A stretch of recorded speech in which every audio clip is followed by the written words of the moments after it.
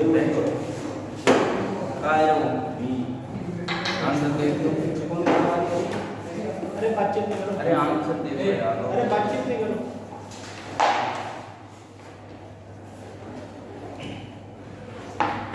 ये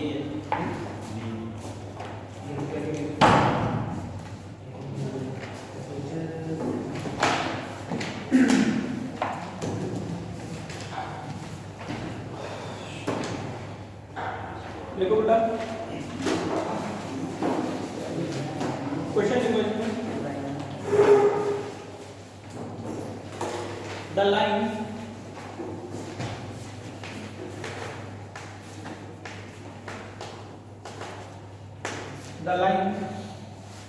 x minus 2 upon 3 equals to y plus 1 upon 2 equals to z minus 1 minus 1.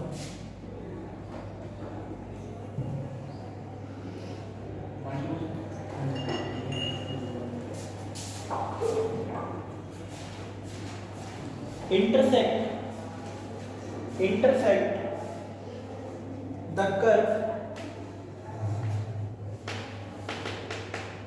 x by बराबर c square. Intersect the curve x by बराबर c square,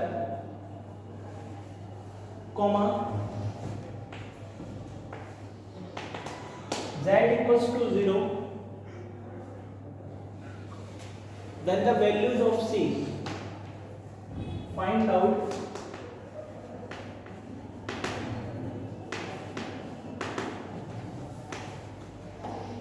value of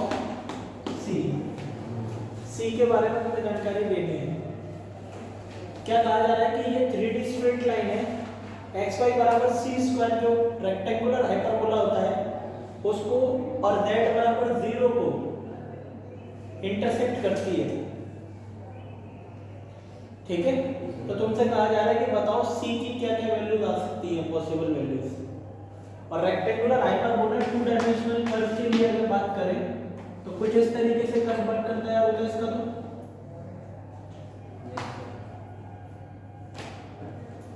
ठीक है, 2 dimensional curve ये हो गया। और z बराबर 0 की बात की जाए तो ध्यान से समझो z बराबर 0 का क्या सेंस बनता है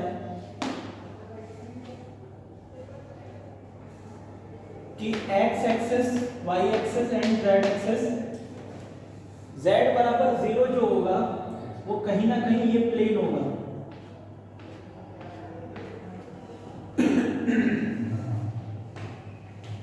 क्यों? क्योंकि x y प्लेन ही वो प्लेन है जहां पर हमेशा z कोऑर्डिनेट 0 पाया जाएगा। तो एक्चुअल में अगर इसकी बात की जाए तो ये प्लेन दिया हुआ है इनडायरेक्टली एक्स वाई प्लेन दे रखा है जिसमें हमेशा z कोऑर्डिनेट 0 पाया जाएगा और एक्स वाई बराबर c स्क्वायर, ये रेक्टेंगुलर हाइपरबोला है आपका। इन तीनों का इंटरसेक्शन पॉइंट इंटरसेक्ट करते हैं आपस में। तो बताओ c की वैल्यू क्या क्या आ सकती है, और कैसे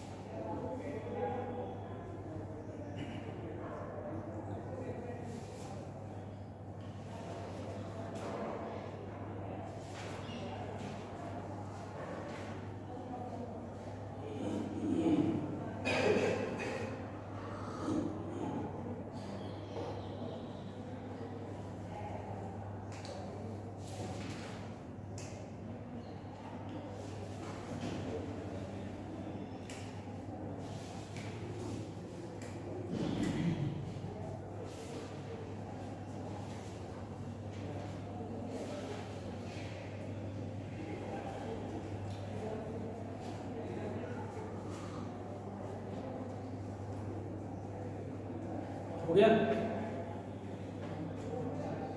एक बात बताओ कि जो लाइन दे रखी है तुम्हें, अगर तुम इस इधर देखो ध्यान से, अगर इस पूरे स्ट्रक्चर को थोड़ी देर के लिए लैम्डा कंसीडरेशन कर लिया जाए तो लैम्डा की हेल्प से इस लाइन पर हम मूव करेंगे। लैम्डा हमें हेल्प करता है लाइन पर मूव करने के लिए। अब हमारी जो लाइन है वो उस हाइपरबोला को और z बराबर 0 मतलब xy प्लेन को कट कर रही है। तो यहाँ से तुम तीनों के कोऑर्डिनेट जब निकालोगे सॉल्व करके तो x की जो वैल्यू निकल कर आएगी वो तो आएगी 3 लैम्डा प्लस 2 और y की जो वैल्यू निकल कर आएगी 2 लैम्डा माइनस 1 और z जो निकल कर आ रहा है माइनस लैम्डा प्लस 1। अब हम इस तरीके से कंसीडरेशन लेते हैं कि ये जो पॉइंट निकल कर आए हैं वो हमारे इसको और इसको प्रतिच्छेद करेंगे, यानी कि हमारे जो ये एक्स वाई जेड के जो कोऑर्डिनेट आए लैम्डा के टर्म्स में वो दोनों ही कर्व को संतुष्ट करेंगे। तो दोनों ही कर्व को संतुष्ट करेंगे तो एक बात तो क्लियर है कि z बराबर जब आप ये लिखोगे तो z के करस्पॉन्डिंग माइनस लैम्डा प्लस 1 बराबर कितना हो गया 0। तो लैम्डा की वैल्यू कितनी नजर आ गई, लैम्डा की वैल्यू 1 नजर आ गई। लैम्डा की वैल्यू 1 नजर आने के बाद में इसको भी सेटिस्फाई करेंगे हमारे कोऑर्डिनेट्स एक्स वाई के टर्म्स में। तो जब आप रिप्लेस कराओगे तो तुम्हें समझ में आना चाहिए ये हो गया 3 लैम्डा प्लस 2 और ये हो गया 2 lambda minus 1 that is c square. और लैम्डा की वैल्यू उठाकर दोबारा रिप्लेस करा दो तो ये कितना हो जाएगा तुम्हारा 5 और यहाँ पर 1 2 माइनस 1 दैट इज 1। तो सी स्क्वायर बराबर ये, तो सी बराबर आ गया प्लस माइनस स्क्वायर रूट 5। दो वैल्यूज निकल कर आई सी की, एक प्लस अंडर रूट 5 एक माइनस अंडर रूट 5। और लैम्डा की हेल्प से हम लाइन पर मूव कर रहे थे, है ना। लिख लो, बताओ बात समझ में आ गई आपको भी नहीं है, ठीक है।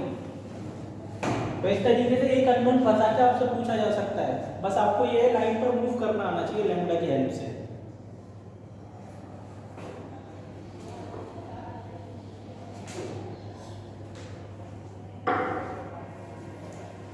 कर लोगे अब तो क्वेश्चन लिखो, अगला क्वेश्चन था फिर the lines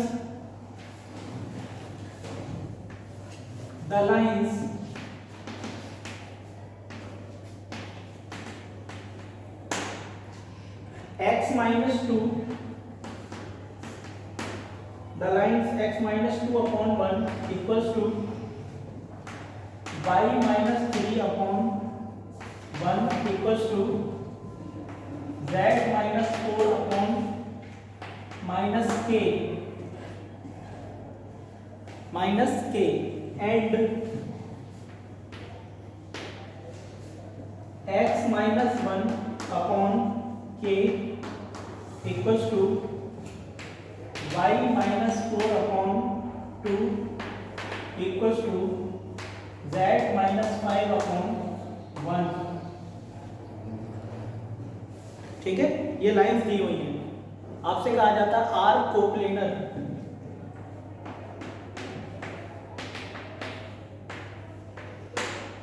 if value of k निकालनी है, यानी कि दो लाइंस हैं आपको जो कि कोप्लेनर दी हुई है। तो प्लेन के अगर हिसाब से चलते हैं अगर हम, तो ये मान लो ये प्लेन है आपका और इसमें दो लाइंस डली हुई है बेटा। एक लाइन इस तरीके से है और एक लाइन इस तरीके से है, ठीक है। दोनों लाइन के एक प्लेन में होने के लिए तुम सोचो ये लाइन भी किसी पर्टिकुलर पॉइंट से पास करेगी और ये लाइन भी किसी पर्टिकुलर पॉइंट से पास करेगी। इस लाइन को डायरेक्शन देने वाला वेक्टर भी हमको पता है, इस लाइन को डायरेक्शन देने वाला वेक्टर भी पता है, ठीक है। लगाओ दिमाग की कोप्लेनर होने के लिए क्या कंडीशन सेट कर सकते हैं हम।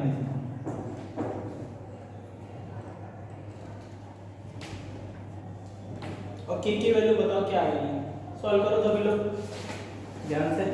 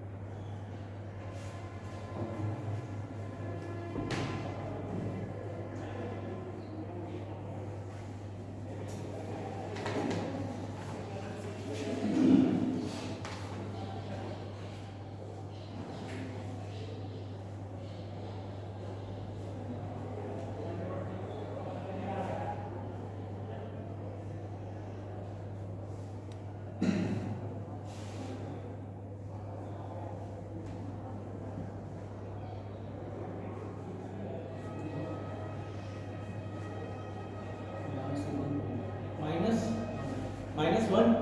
अच्छा, ऑप्शन तो दे रखा है। एक ही वैल्यू आ रही है, दो आ रही है? एक ही सिंगल आ रही है। अच्छा,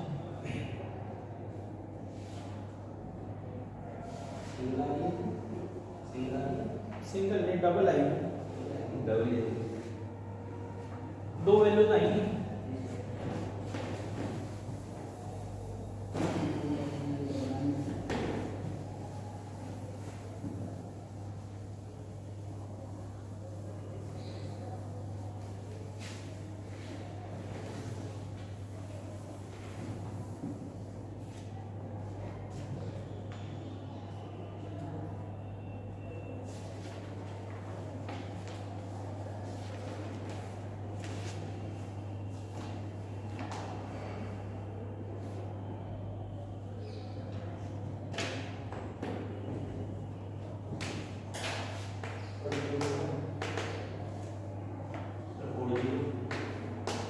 क्या 4 और 0? कैलकुलेशन मिस्टेक हुई है, कुछ देखो एक बार।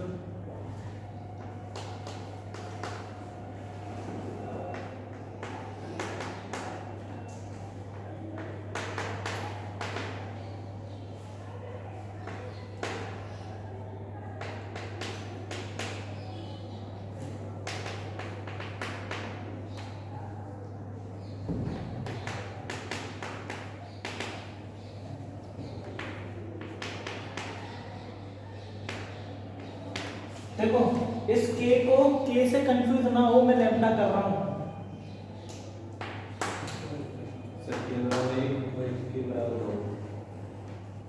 ऑप्शन दे रखा है, देखते हैं।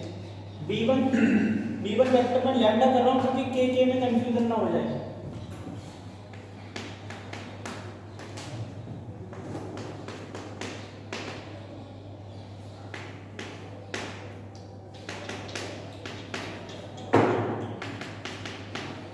पहले तो आप ये बात समझने की कोशिश करो कि a1 a2 b1 b2 हमने निकाल लिए हमारे उसकी हेल्प से। अब ये ध्यान रख लेना, जल्दबाजी इसमें नहीं करनी है। कभी भी आप b1 b2 a1 a2 निकालो तो इस बात का विशेष ध्यान रखें कि x में से वो टर्म घटना चाहिए और x का गुणक 1 होना चाहिए। ये दोनों बातें लागू हो रही हैं तभी आप निकाल सकते हो a1 a2 b1 b2, है ना? तो हमने ये तो काम इसमें हो ही रहा था तो आसानी से हमने निकाल लिया।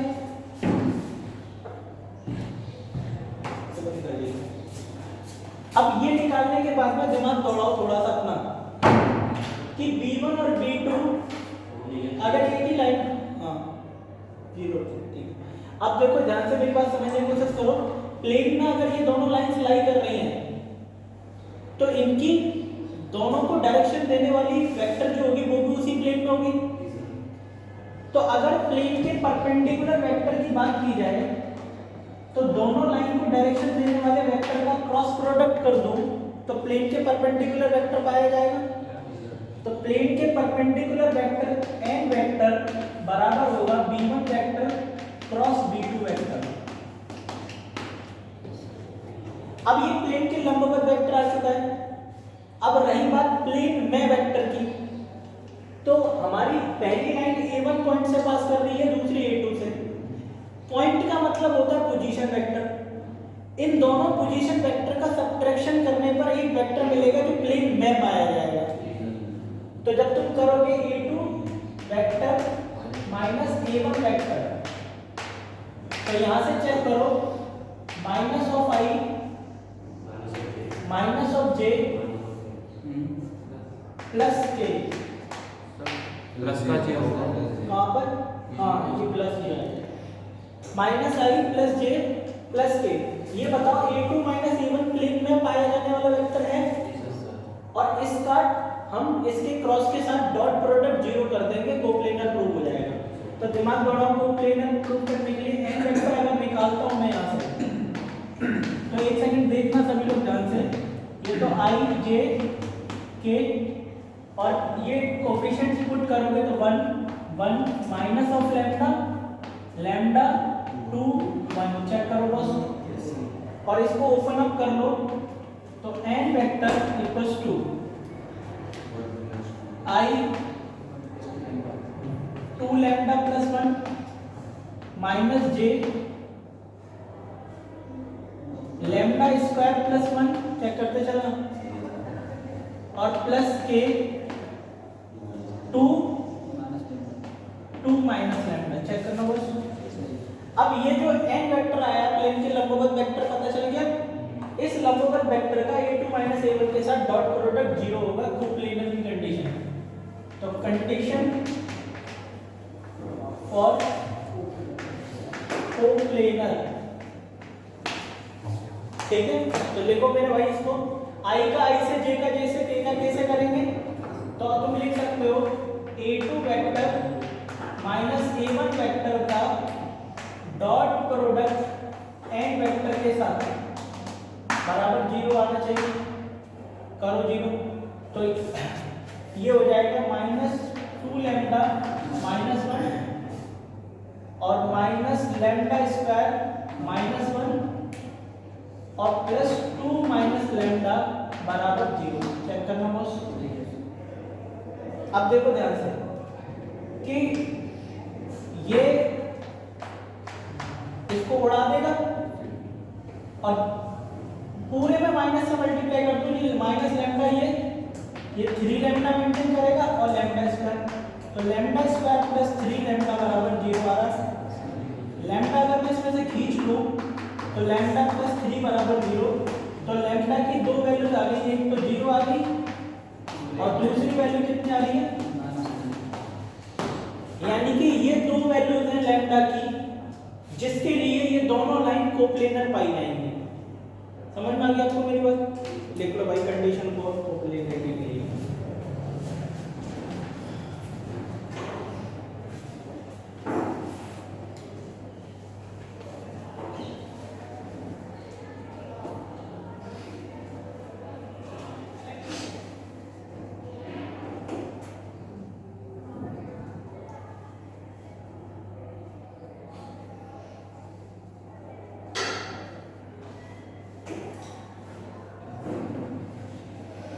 ठीक है ना?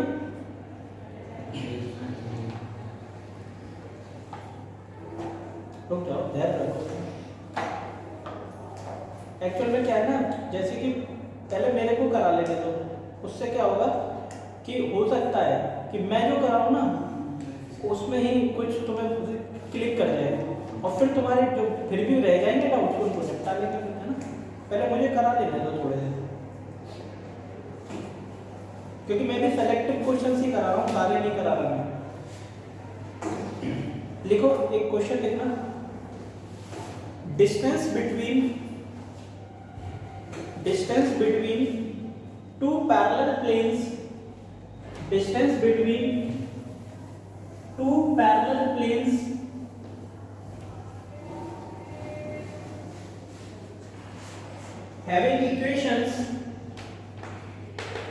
having equation 2x plus y plus 2z equals to 8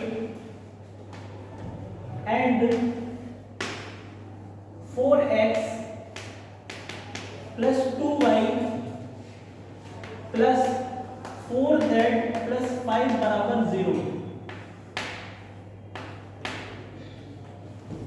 2x plus y plus 2z बराबर 8, 4x plus 2y plus 4z plus 5 बराबर 0।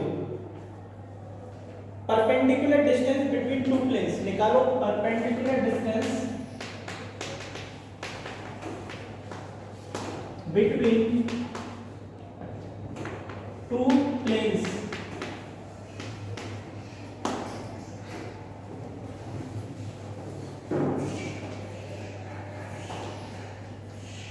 और परपेंडिकुलर डिस्टेंस अगर आप आ रही है तो 100% क्लियर है, प्लेन लंबवत पाई जाएंगे। हैं 13/, नहीं जल्दबाजी कर रहे हो तुम, आराम से सॉल्व करो कैलकुलेशन। प्लेन पैरेलल पाए जाएंगे ना ये 7/2। हाँ ये सही बता रहा था।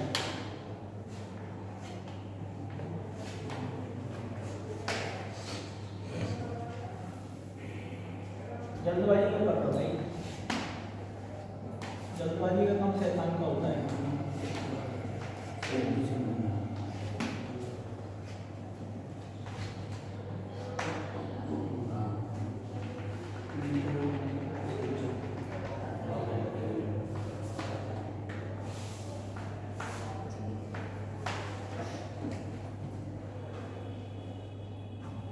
ये हमने प्लेन ऐसे पैरेलल टंगे हुए हैं, ये सीखा था। अब इसका फॉर्मूला हमने सीख रखा है, लेकिन इस बात का विशेष ध्यान रखना, कोफिशिएंट सेम करना हमारी जिम्मेदारी है, क्योंकि उसमें कोफिशिएंट सेम नहीं दे रखे हैं। कोफिशिएंट सेम नहीं करेंगे तो हम फंस जाएंगे। तो कोफिशिएंट सेम करने के लिए जो सेकंड प्लेन है, ये मान लो ये सेकंड प्लेन है, इस पूरे प्लेन की इक्वेशन में 2 से आप डिवाइड दे दीजिए, और जैसे ही आप 2 से डिवाइड दोगे तो इसका फोटो बन जाएगा 2x + y + 2z + 5/2 बराबर 0। चेक करो। इससे फायदा क्या होगा कि अब जो फॉर्मूला है वो डायरेक्ट अप्लाई किया जा सकता है। d2 - d1 अपॉन √ में x के गुणांक का स्क्वायर, y के गुणांक का स्क्वायर, z के गुणांक का स्क्वायर। तो डिस्टेंस आ गई d बराबर मॉडुलस 5/2, और इसको इधर लेकर जाओगे तो ये इधर राइट साइड 0 हो गया, तो 5/2 और माइनस माइनस क्या हो जाएगा plus 8 divided by square root. ये 6 आपका 4 हो गया, ये 4 हो गया बेटा, और +1 चेक करना बॉस। तो d बराबर ये 16 होगा, 16 और 5 21/2 इंटू ये 9 आएगा अंदर, है ना, और ये से 7 टाइम्स खत्म, और d बराबर आ गया 7/2 यूनिट्स। और बाय द वे अगर धोखे धड़ाके में ये नेगेटिव आ भी जाता तो हम मॉडुलस लगा देते फॉर्मूले के हिसाब से, तो हमारी गलती होने के चांसेस खत्म। लेकिन कोफिशिएंट आपको सेम करने हैं, ये ध्यान रखना बस, है ना। समझ में आ गई सभी को बात? जी, फॉर्मूला कल वाला अप्लाई हो रहा है। नेक्स्ट क्वेश्चन लिखो सभी लोग।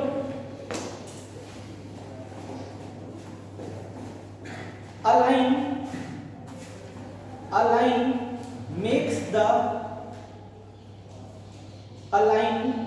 makes the same angle theta, align makes the same angle theta with each of x and z axis. X theta makes an angle theta with each of x and z axis.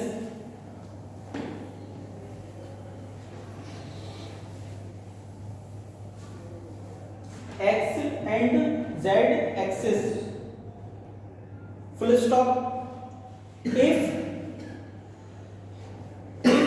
the angle beta which it makes with y axis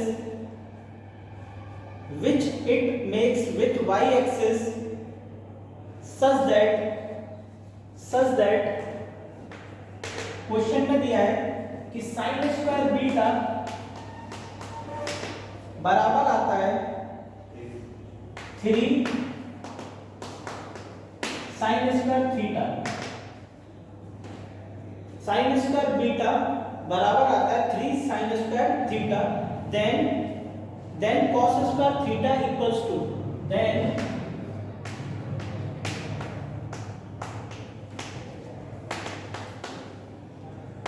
cos square theta के बारे में आपसे जानकारी मांगी जा रही है, और ध्यान से समझने की कोशिश करो आप लोग मेरी बात को, कि ये है 3D प्लेन आपका, जिसमें ये एक्सिस x है, ये एक्सिस z मान लो, ये y मान लेते हैं, और यहां से इस तरीके से ये कोई लाइन है 3D में।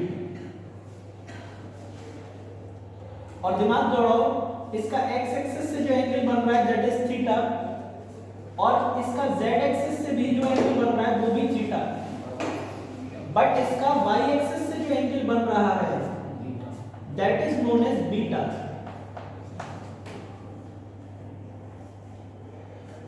ठीक है ना। और आपसे कहा जा रहा है अगर ये रिलेशन एस्टेब्लिश होता है तो बताओ कि cos स्क्वायर थीटा कितना आएगा। लगा दिमाग, सॉल्व करो इसको।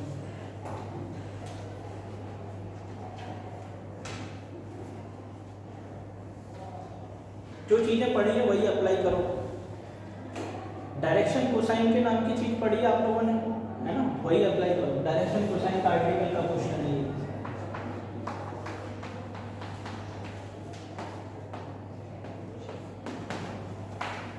डायरेक्शन कोसाइन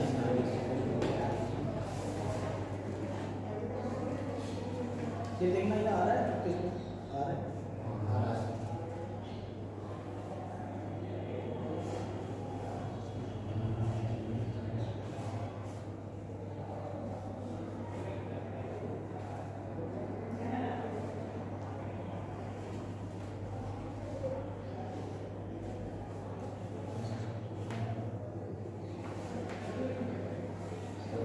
हाँ भाई, वैल्यू बतानी है। आप तो इसमें डिजिट ही बता रहे हो, वैल्यू बताओ, वैल्यू क्या आएगी। ऑप्शन दो, ऑप्शन दो। पहला ऑप्शन है इसमें 2/3 and the second option is 1/5। Third option is 3/5 and the last option that has been given is 2/5। These are the four option. Cos square theta निकालना है।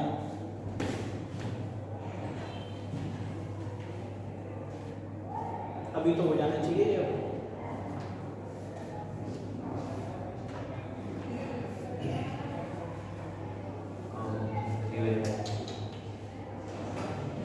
गुड, बहुत बढ़िया, शानदार।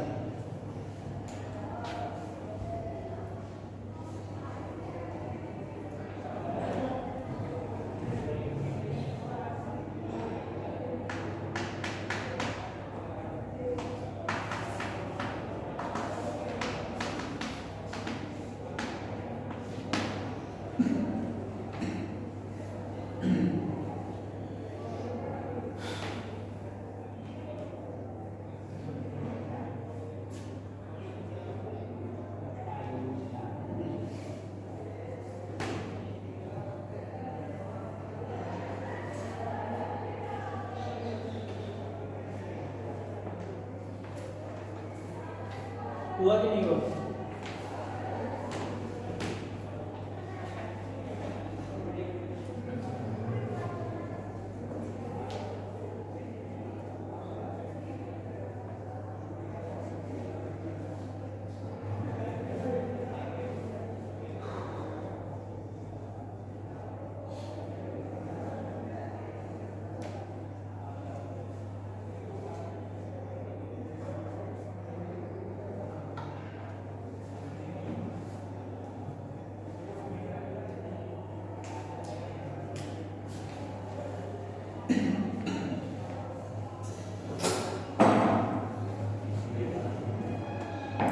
एक बात बताओ बेटा कि तुम लोगों ने प्रॉपर्टी को इसमें डायरेक्शन कोसाइन में पढ़ रखी है, cos square alpha cos square beta cos square gamma बराबर 1।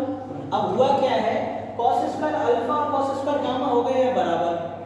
तो एक बात सोचो, इस बात को नहीं लिख सकते कि 2 cos square theta plus cos square beta बराबर 1 हो जाएगा डायरेक्शन कोसाइन वाली प्रॉपर्टी से। देखो cos स्क्वायर अल्फा की जगह cos स्क्वायर थीटा लिखा जा सकता है, cos स्क्वायर गामा की जगह भी cos स्क्वायर थीटा लिखा जा सकता है, और cos स्क्वायर बीटा रहने दो। अब रही बात इस एक्सप्रेशन में, देखो sin स्क्वायर बीटा है, तो sin स्क्वायर बीटा वहां से खींच के निकालो। तो इसको इधर लेकर जाओगे तो sin स्क्वायर बीटा कितना आ गया, 2 cos स्क्वायर थीटा। और अगर ये 2 cos स्क्वायर थीटा है तो इसको दोबारा मैं रिप्लेस करा दूं यहाँ पर, तो ये लिखा जा सकता है 2 cos स्क्वायर थीटा बराबर 3 और 1 माइनस, ऐसा इसलिए कर रहा हूं क्योंकि मुझे cos स्क्वायर थीटा चाहिए। तो दिमाग दौड़ाओ, जब इसको इधर लेके जाओगे -3 इधर आके ये 5 हो जाएगा, तो ये हो गया 5 ऑफ cos स्क्वायर थीटा बराबर 3। तो cos स्क्वायर थीटा निकल कर कितना है और इसी वैल्यू के बारे में हमसे जानकारी मांगी जा रही है, तो आंसर आएगा इसका 3/5, ठीक है ना। और डायरेक्शन कोसाइन की जो फंडामेंटल प्रॉपर्टी होती है कि cos square alpha plus cos square beta plus cos square gamma equals to 1, ये इसमें अप्लाई हो जाएगा, निबट गया, ठीक है। अब ये क्वेश्चन टफ थोड़ी ना है, आसानी तो है, बस आपको प्रॉपर्टी बताऊं 2 मिनट में हो रहा है काम।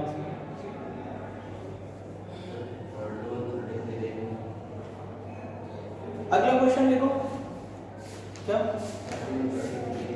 31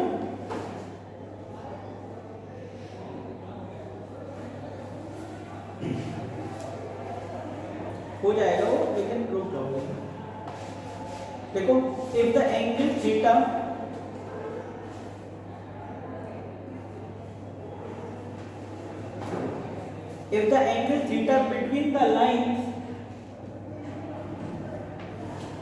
between the lines लाइन की इक्वेशन दे रखी है x + 1 upon 1 equals to y - 1 upon 2 equals to z - 2 upon 2, x + 1 upon 1 equals to y - 1 upon 2 z - 2 upon 2, lambda या k जो आप अपनी तरफ से मान सकते हो। एंड प्लेन और प्लेन की इक्वेशन दे रखी है 2x - y plus square root lambda z plus 4 बराबर 0। ध्यान से सुनना, स्क्वायर रूट केवल लैम्डा पे है, z अलग है, कोई मतलब कोफिशिएंट में लाई कर रहा है ये। और प्लेन की इक्वेशन दे रखी है ax + by + cz + d बराबर 0, जहां पर x y z के कोफिशिएंट प्लेन के लंबवत वेक्टर को देखते ही इंडिकेट करते हैं। is such that sin theta equals to 1/3। ध्यान से सुनो, sin theta equals to 1/3, the value of lambda is, then the value of lambda is, ध्यान करो एक आर्टिकल जो लास्ट आर्टिकल मैंने पढ़ाया था,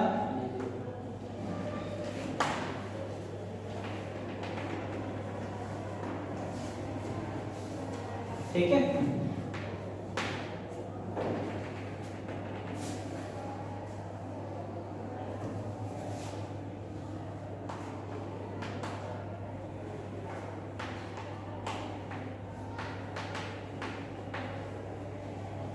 ये आर्टिकल हम लोगों ने पढ़ा था, प्लेन और लाइन वाला सिस्टम, साइन थीटा का फॉर्मूला आया था, एज इट इज अप्लाई कर दो, आंसर आ जाएगा तुरंत।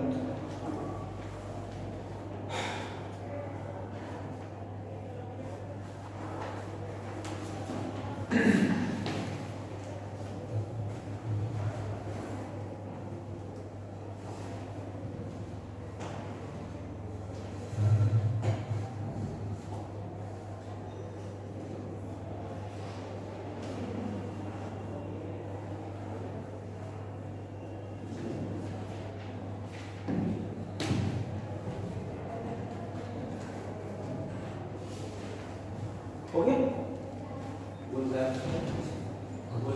पाँच कितना आ रहा है?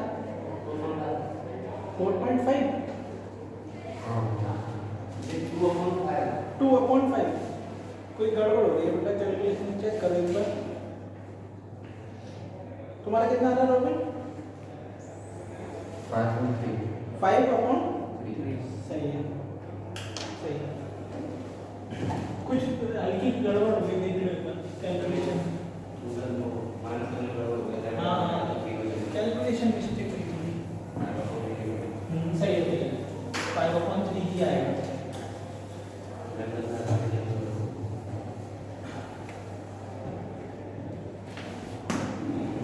एक बात बताओ कि साइन थीटा का जो फॉर्मूला होगा हमारे लिए, हमें ये एंगल दे रखा है थीटा, और 90 - थीटा हमारा ये एंगल होगा, तो हम तो कॉस का फॉर्मूला लगाते हैं प्लेन के लंबवत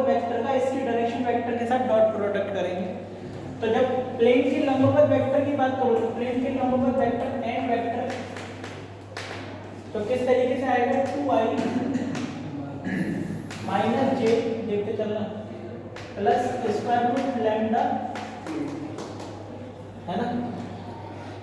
उसके बाद हमें हमारी लाइन को डायरेक्शन देने वाला वेक्टर कौन हो गया, बी वेक्टर ही बोल देते हैं अभी, तो दो लाइन कर ली, i plus 2j 2k check करो, और cos बात नहीं, cos 90 माइनस थीटा का फॉर्मूला लगाएंगे, क्योंकि लाइन हमारे जो उसके परपेंडिकुलर वेक्टर और लाइन के डायरेक्शन वेक्टर के साथ में 90 माइनस थीटा एंगल है। तो जब आप लगाओगे तो डॉट प्रोडक्ट करेंगे i का i से, या लिख लो इसको n vector dot b vector divided by individual in vectors का क्या आएगा,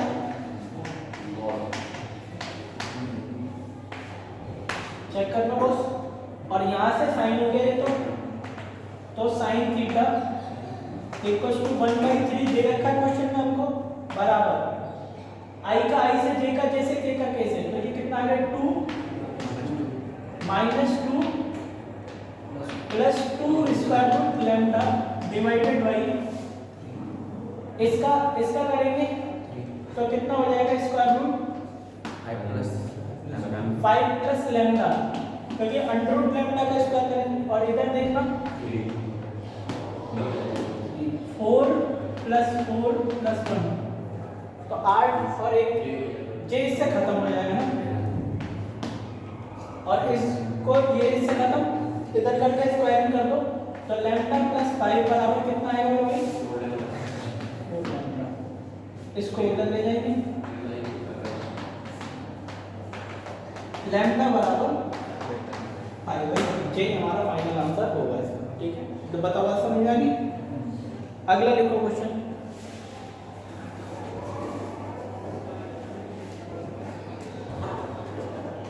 अगला देखो, if a line makes an angle pi/4, if a line makes an angle pi/4 with the positive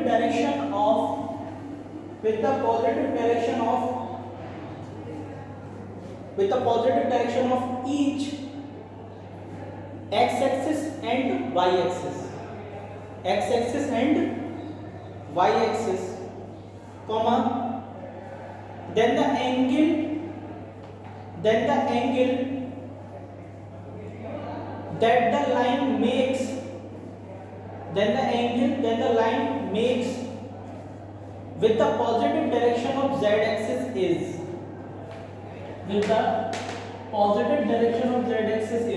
ध्यान से समझिएगा।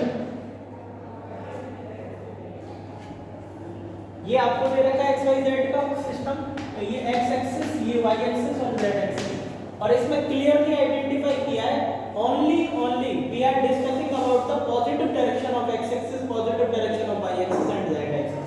तो लेट अस सपोज कि यहाँ ये लाइन है 3D में, और इस लाइन को पीछे भी बढ़ाया जा सकता है, क्योंकि लाइन किसी पर्टिकुलर पॉइंट पर रुकती तो है नहीं। और तुमसे क्या कहा है इसमें, अरे सुन लो, तुमसे क्या कहा है कि x एक्सिस और y एक्सिस के साथ में सेम एंगल बना रहा है, तो x एक्सिस के साथ में जो एंगल इसने बनाया है दैट इज pi/4, और y एक्सिस के साथ में भी जो एंगल बना रहा है वो भी pi/4। तो आपसे कह रहा है कि इस एंगल के बारे में जानकारी दो, तो दे दो जानकारी, कितना आ रहा है 90 आएगा, क्योंकि फॉर्मूला लगाओ इसमें, ये तो अल्फा हो गया, ये और ये है ही, तो जब लगाओगे तो cos square alpha, cos square beta और cos स्क्वायर, अभी के लिए थीटा बराबर 1, और pi/4 ये कितना हो जाएगा 1/2, और plus 1/2 plus cos square theta बराबर 1/2 और ये इसको खत्म कर देगा, तो cos स्क्वायर थीटा बराबर 0, और cos में 0 आने का सेंस क्या बनता है, पी एंगल क्या रहा होगा पाई बाई 2, तो थीटा आ गया pi by 2। This is going to be the final answer. ठीक, लिख लो भाई। खोपड़ी में आ गई बात ये। अगला देखो,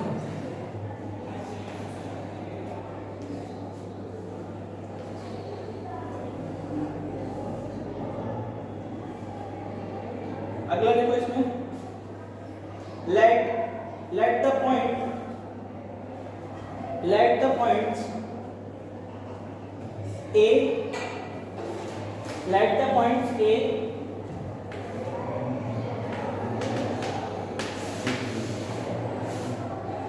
small a b c, 3D में पॉइंट है a b c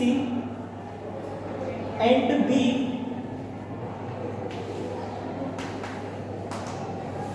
b दे रखा है a dash b dash c dash, a dash b dash c dash, this is known as the b point. b at a distance r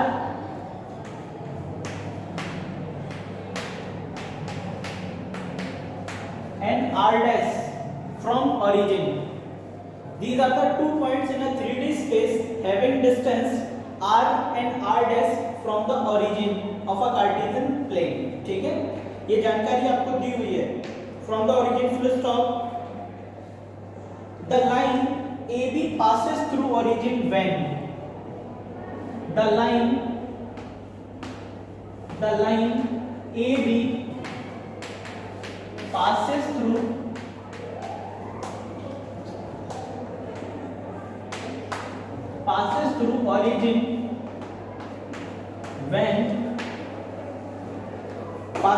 origin when the first one option that has been given is a dash upon a equals to b dash upon b equals to c dash upon c. Second one option is a into a dash b dash c dash equals to r dash. Third option that has been given is a dash plus b dash c dash बराबर r square plus r dash का complete square.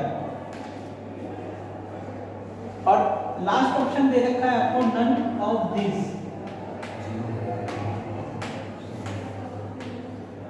सबसे पहली जिम्मेदारी है तुम्हारी इस question में कि 3D में डायग्राम बनाओ, सबसे पहला काम। देन आफ्टर दैट इस क्वेश्चन को सॉल्व करने की कोशिश करना। First make up the diagram, a line which is passing through the origin and A and B having distance A from the origin R and having distance B from the origin R dash। ठीक है, पहले diagram बनाओ, फिर दिमाग चलाने की कोशिश करो कि कौन सा ऑप्शन इसमें ठीक होगा। और ऑप्शन मैंने इसलिए दिए हैं क्योंकि इनमें ऑप्शन की हेल्प लेनी पड़ेगी। करो इसको, क्वेश्चन को ध्यान से पढ़ो एक बार और फिर हैंडल करो, डायग्राम बनाओ।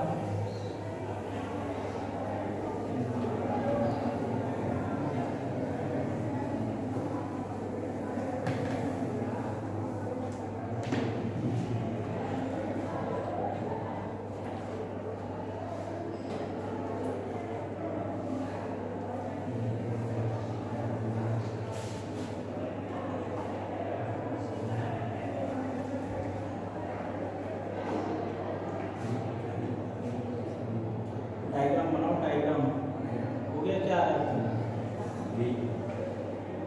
इसीलिए तो मैं कह रहा हूँ, एक तो नाश होता है, एक सुपर नाश होता है, तो तुम सुपर नाश कर रहे हो।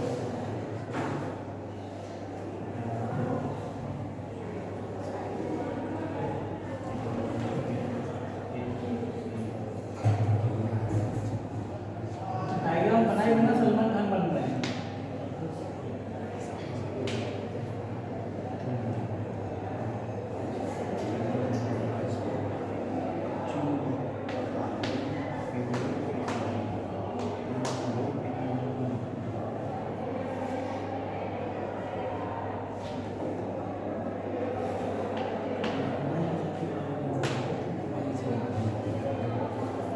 80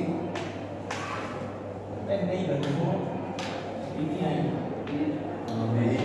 सब बोल दो, सारे बोल दो ना आप। ये आएगा, ये आएगा, दिमाग में नहीं है लोग।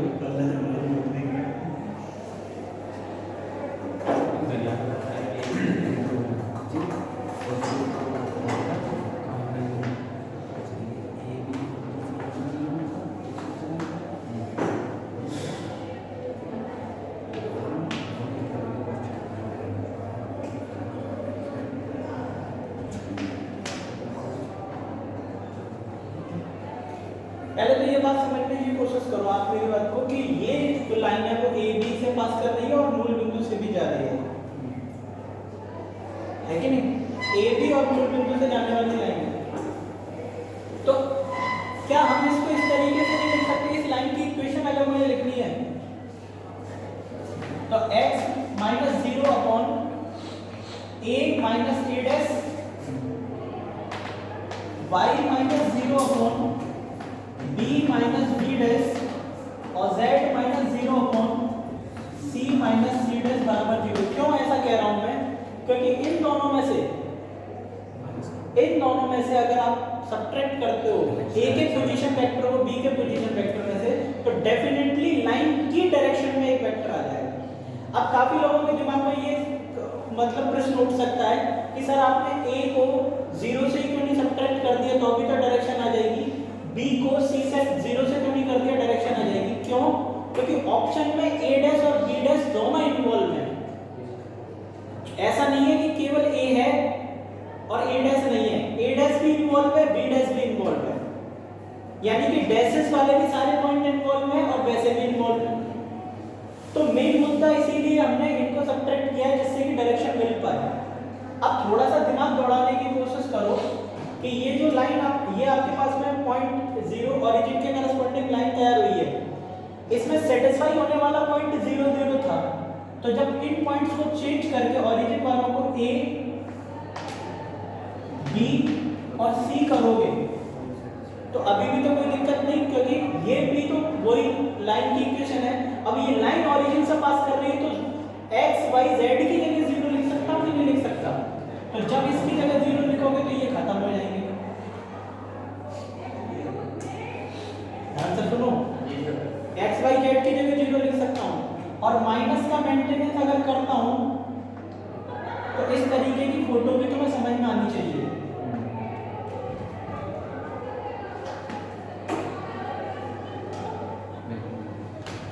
और इस तरफ आएगा लैम्डा, समझ में आ गई बात? अब a डैश अपॉन a निकालो यहां से। जब रेसिप्रोकल करोगे तो इसको नहीं लिखा जा सकता कि 1 अपॉन लैम्डा, और ये आएगा तुम्हारा a dash upon a minus 1। इसको इधर लेकर आएंगे तो a डैश अपॉन a बराबर आ गया 1 अपॉन लैम्डा प्लस 1। 100% गारंटी है कि b डैश अपॉन b निकालोगे फिर दोबारा से ये आएगा 1 अपॉन लैम्डा प्लस 1।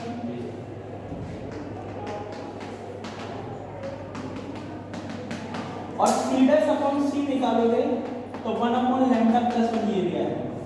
अब हुआ क्या? ये हुआ ये कि a dash upon a b dash upon b c dash upon c ये आपस में एक दूसरे के सब इक्वल है। अगर ये सिचुएशन फंस रही है तो ऑप्शन आपका आएगा a dash upon a b dash upon b c dash upon c बराबर लैम्डा या k रूट बोल दो,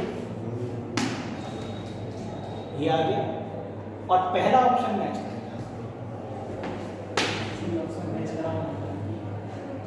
समझना मेरी बात को, ये इस तरीके से हैंडल हुआ क्वेश्चन।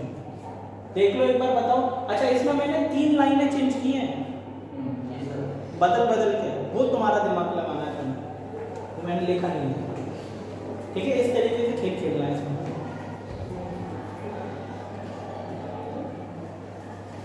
अच्छा, तुम एक बात सोचो, कितना गंदे तरीके से कंफ्यूज करने के लिए क्वेश्चन दे रखा है। r और r डैश का कोई लेना देना ही नहीं है, इसका तो यूज ही नहीं होना है, फालतू में दे रखा क्वेश्चन में। और इतना ही नहीं, क्वेश्चन में दे रखा ऑप्शन में भी साले ने दूसरे तीसरे में फंसा रखे हैं। तो मतलब कोई मतलब ही नहीं है, उसका जरूरत ही नहीं पड़ रही। तुम सोचो लाइन की इक्वेशन निकालने के लिए डिस्टेंस का क्या काम है, पॉइंट चाहिए और डायरेक्शन वेक्टर चाहिए। डिस्टेंस से रिलेटेड कोई बात करते हैं लाइन में हम? बिल्कुल नहीं करते। डिस्टेंस हमें दे रखी है, हम क्या करेंगे डिस्टेंस का? नहीं समझ आया?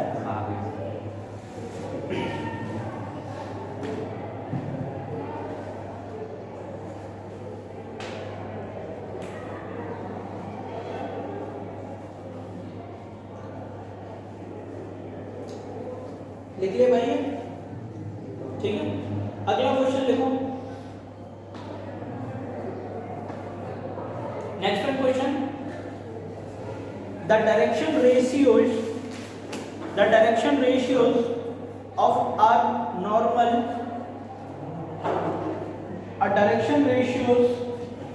a normal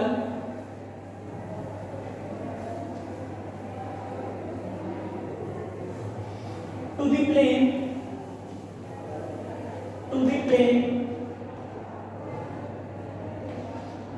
through the points 1 0 0 or 0 1 0. A plane which is passing through 1 0 0 0 1 0, the direction ratio of the normal, comma, which makes an angle pi by 4, which makes an angle pi by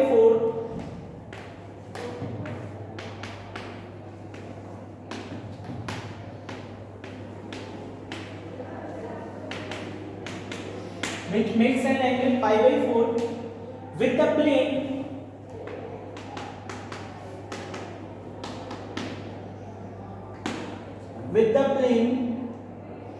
x plus y equals to 3.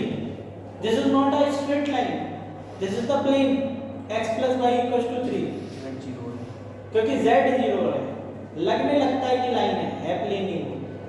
जैसे ये इधर से देखो तो वो वाली situation बताई थी, आपसे ये कहा जाता है कि एक प्लेन है जो इन दोनों बिंदुओं से पास कर रहा है। ध्यान से सुनते चलो, पहले सुन लो एक बार डायग्राम देखो।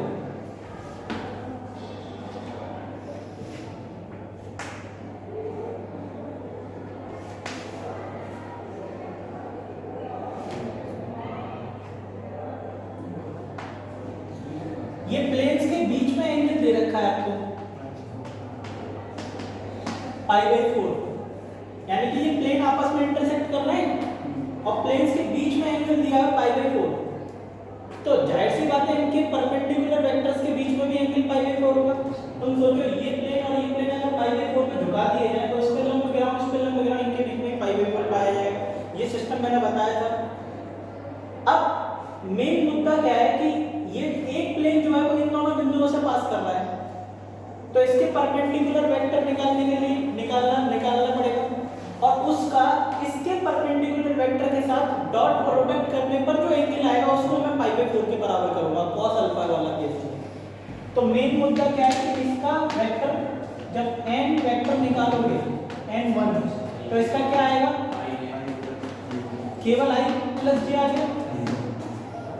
अब बस खोपड़ी इसमें लगाओ कि इसका कैसे करा जाएगा। तो इसमें स्टैंडर्ड इक्वेशन अपनी तरफ से क्या मान लो,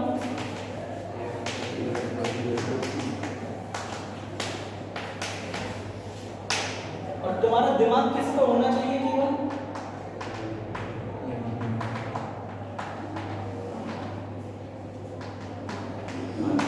ABC पर, और इन दोनों का डॉट प्रोडक्ट करके पाई बाई 4 के बराबर लगाओ दिमाग। और कैसे करेंगे,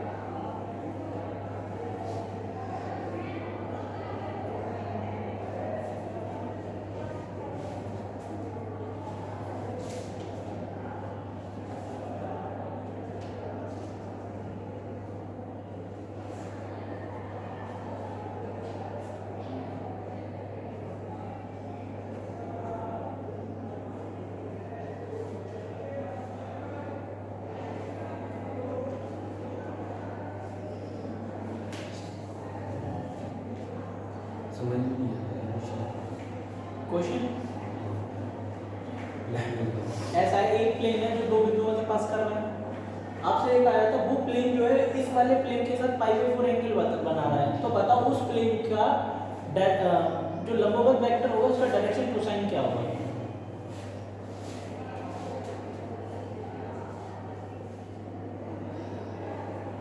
और डायरेक्शन कोसाइन और डायरेक्शन रेशियो प्रोपोर्शनल होता है एक दूसरे के।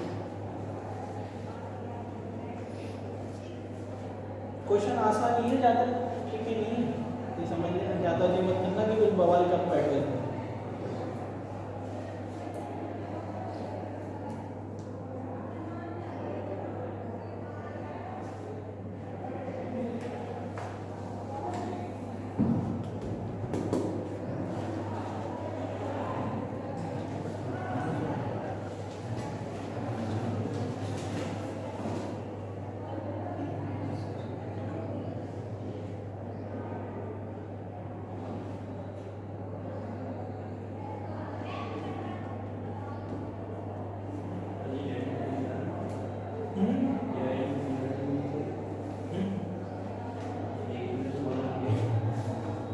ये किसी के बारे में जानकारी मांग रहा है, वन और बी की बी, तभी तो पूरा वेक्टर आएगा, ऐसे कैसे।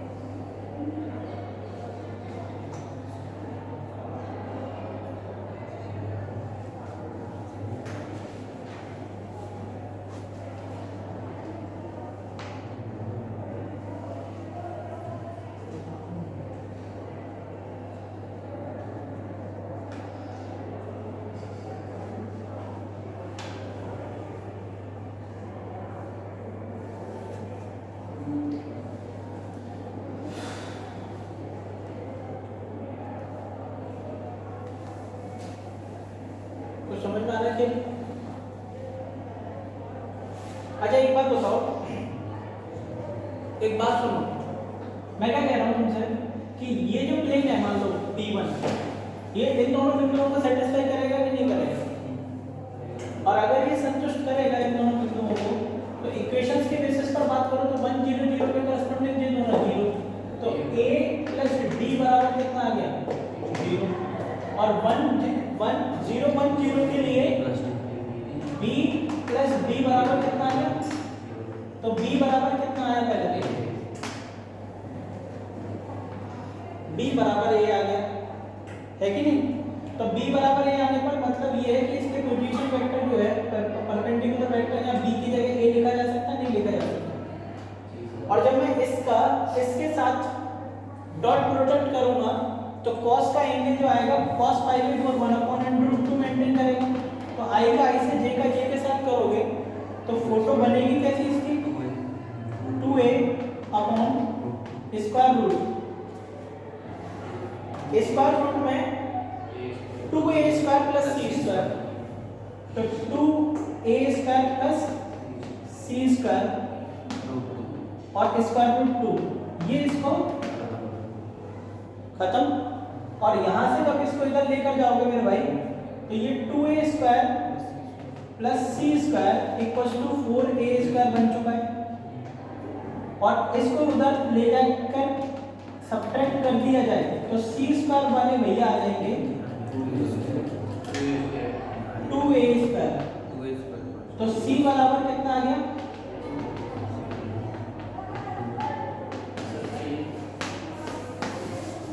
ठीक है। अब ये तुम्हारे पास में निकल कर आ गई चीज, तो तो अब एक बात समझने की कोशिश करो कि ये तुम्हारे पास में चीज जो निकल कर आई है, अब इसमें से केवल इतना काम करना है, तुम्हें डायरेक्शन रेशियो की बात करनी है। तो रेशियो के करस्पॉन्डिंग तुम खुद सोच लो इस बात को कि रेशियो जब तुम निकालोगे इसमें तो दोनों की करस्पॉन्डिंग वैल्यूज तो वही रहेंगी।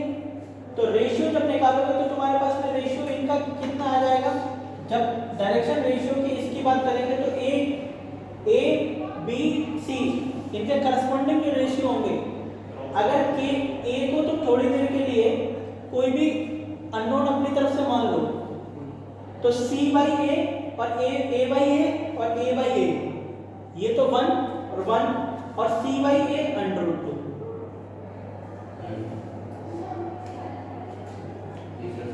मैं क्या कह रहा हूँ, रेशियो की तो बात करनी है, रेशियो तो मेंटेन करेगा। तो a by a 1, a by a 1, c by a √2। तो डायरेक्शन कोसाइन का जो वेक्टर आ गया परपेंडिकुलर वेक्टर वो आ गया i + j + √2k। तो तुमसे जो पूछा गया है वो पॉइंट क्या आ जाएगा, 1 1 √2। ये नहीं समझ आ रहा है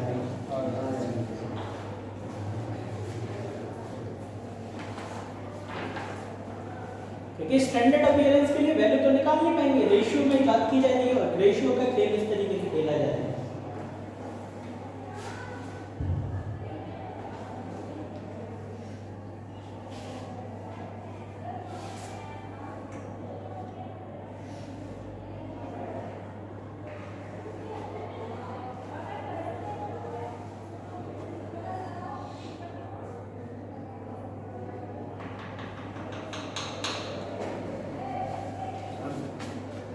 ठीक है, तो आज के लिए इतना ही रखते हैं। ठीक है, बाकी जो भी इसके आगे की बातचीत होगी वो लोग हम मंडे को डिस्कस करेंगे। इसके क्वेश्चंस और भी हैं, तो पहले मेरे को डिस्कस कर लेंगे तो कुछ क्वेश्चंस पूरा बल्क में, उसके बाद में जो बहुत सारे डाउट्स आपके इसी में क्लियर हो जाएंगे और बाकी के जो पेंडिंग डाउट्स हैं जो नहीं कवर अप हो पाए हैं उनको हम डिस्कस करेंगे क्लास में ही। उसके लिए मैं डिस्कशन का तुम्हें टाइम दूंगा प्रॉपर तरीके से। ठीक है, उसमें परेशान होने वाली घबराने वाली बात कोई नहीं है, पूरा टाइम मिलेगा आपको डिस्कस करने का। और 3D पर अभी हमें रुकना है, भागना नहीं है इससे अभी।